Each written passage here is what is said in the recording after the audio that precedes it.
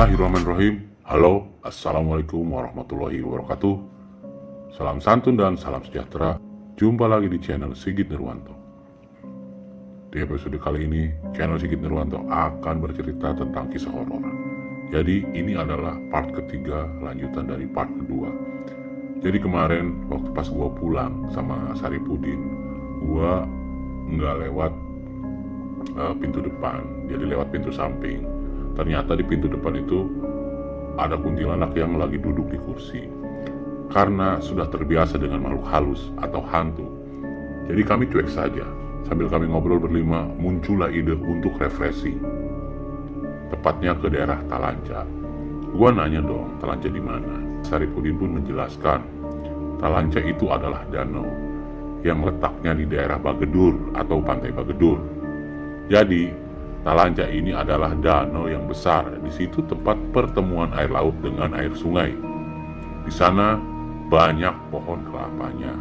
Jadi hari Minggu kita rencana mau main ke sana karena di sana selain indah pemandangannya, banyak juga pohon kelapanya. Jadi kita bisa petik kelapa muda sambil bacakan. Jangan lupa kita juga harus bawa panci, beras buat kaliwat, sama pemanis buatan atau sodium.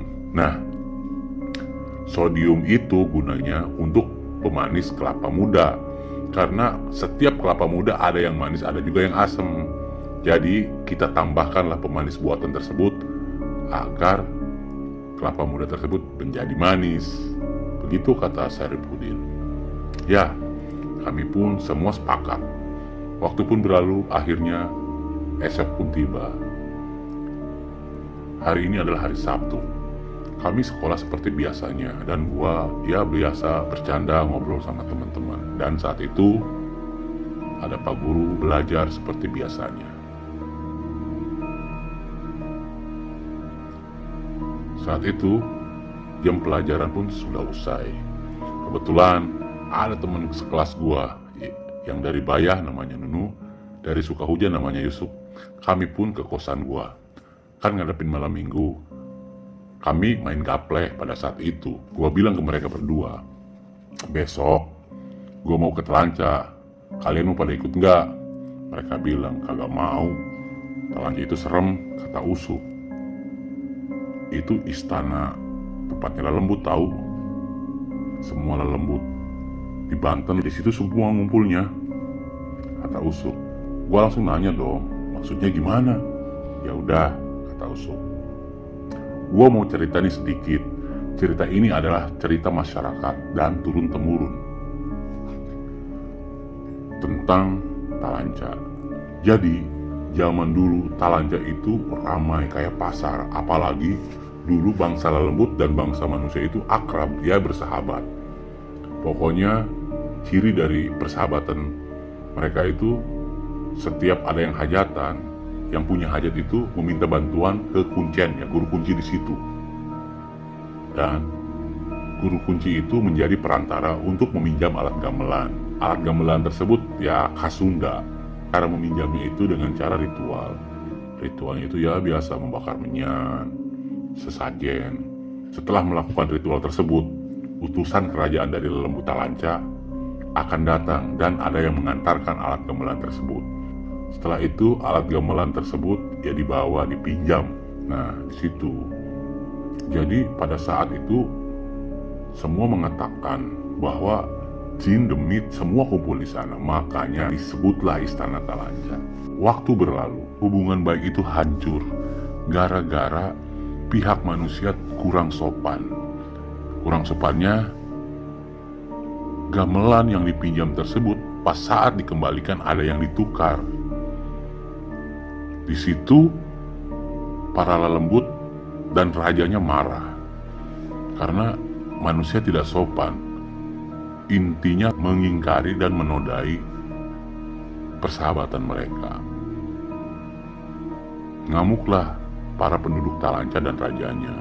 Akhirnya mereka mengambil korban. Pada saat itu adalah korbannya pengembala itik. Tiba-tiba pengembala itik itu ditemukan tewas di daerah Talanca. Geger tuh berita tersebut. Dan para ketua, sesepuh, kiai semuanya bertanda tanya. Kenapa kau bangsa lembut malah mengambil tumbal di sana? Terjadilah bergejolak pada saat itu. Untuk meredam, para ketua dan sesepuh itu berkumpul dan menuju Talanca untuk berdiskusi. Kita sudah menjalin hubungan baik, tetapi kenapa kerajaan Lembu Talanca itu malah mengambil korban?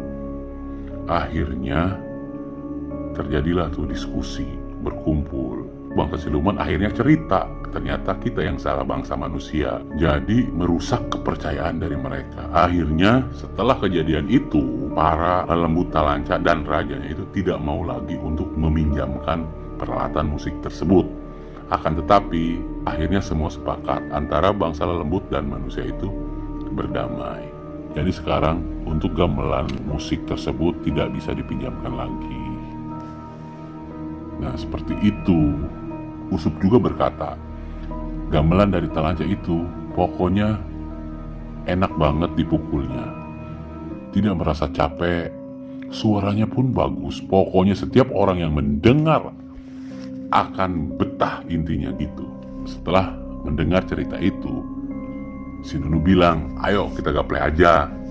Ayo kata gua. Situ itu berempat, gua, Usup, Martanto sama Nunu. Biar gak bete, kami itu sambil dengerin musik. Waktu itu, waktu zaman gua sih masih kaset, disetelah lagu. Yang saat itu di lagunya itu adalah Bintang Kehidupan. Gua masih inget banget.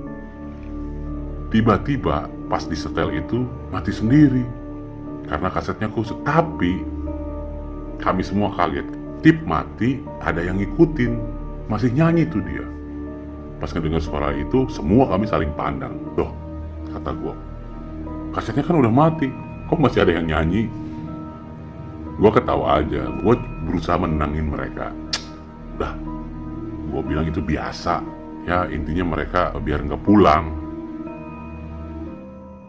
Akhirnya situasinya berubah, tenang kembali. Kami pun melanjutkan gapleh. Gapleh pun berlanjut. Gua, Martanto, Usup, Nunu ketawa-ketawa tuh. Karena asik main gapleh. Tiba-tiba jendela bergetar tuh, kayak ada orang yang ngedorong-ngedorong gitu. Tetap gue tenangin mereka seperti biasa. Gak usah takut karena di sini udah biasa seperti itu. Ya mereka pun mau ngerti lah. Setelah itu terdengar juga ada lemparan pasir itu ke jendela. Tapi sudah biasa lah. Jadi mereka juga memaklumi lah. Nah pada saat kakak kelas gue nyamperin gue, dia ngomong, Sigit, gue pamit ya, gue mau ke tempat teman sebentar ya, sama Herman sama Saripudin. Gue jawab iya. Akhirnya kami ngelanjutin gapleh tuh. Setelah kakak kelas gue pergi, si Usup yang bagiin kartu merasa aneh karena saat membagikan kartunya jadi kurang. Ternyata orang yang main gapleh itu lebih satu orang. Yang tadinya ada 4 orang, kini jadi 5 orang. Sontak kami menoleh ke sebelah kanan. Kami semua pada kaget ya, karena di sana di pojok itu ada juga yang nimbrung, yaitu sosok kuntilanak yang ikut nimbrung gapleh tanpa pikir panjang. Karena diduluin, si Usup yang lari duluan, kami pun lari langsung keluar. Aduh, kata gue sambil gue bilang, dasar kuntilanak, ganggu orang seneng aja. Akhirnya teman gue pada pulang semua tuh karena takut. Gue sama Martanto balik lagi ke belakang untuk melihat kunti tersebut. Pas gue lihat sama Martanto udah nggak ada. Si Martanto marah-marah tuh sambil teriak-teriak, ah lu kunti ganggu gue aja, gue lagi senang juga main sama teman-teman gue, lu ngeganggu aja, kata dia. Sekarang kita gapleh lah, jangan nakutin mulu. Teman gue pada pulang semua gara-gara lu nongol. Gue ngedengernya ya ketawa aja. Martanto ngoceh terus. Akhirnya kami pun tidur karena besok mau ke Talanca. Azan subuh pun berkumandang.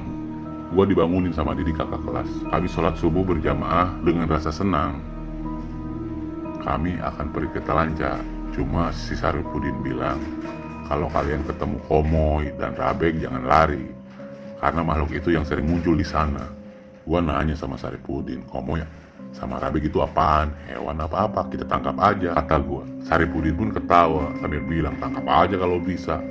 Lah, emang apa itu?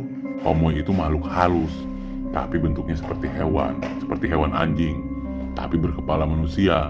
matanya merah, rambutnya panjang, dan kalau Rabek adalah tengkorak manusia yang hidup. Gue diem aja pas ngedengar penjelasan Saripudin. Dan akhirnya kami tiba di Talanca. Setibanya di Talanca, gue terpukau karena tempatnya indah sekali. Kami pun berbagi tugas. Martanto naik pohon kelapa untuk mengambil kelapa muda. Didi sama gua masak nasi. Herman sama Saripudin cari ikan balanak. Karena di Talanca itu banyak ikan balanak. Nah kebetulan ikan balanaknya itu banyak di kubangan-kubangan kecil. Pokoknya hari itu indah banget. Dan kami pun bersenang-senang menikmati hari liburan tersebut. Setelah selesai makan, bercanda tertawa, kami pun berenang. Lagi asik berenang, si Saripudin teriak-teriak, "Udah naik semua, bahaya ada pendatang baru." Kami semua kan kaget dan langsung naik. Gue sih penasaran apa yang dimaksud dengan pendatang baru.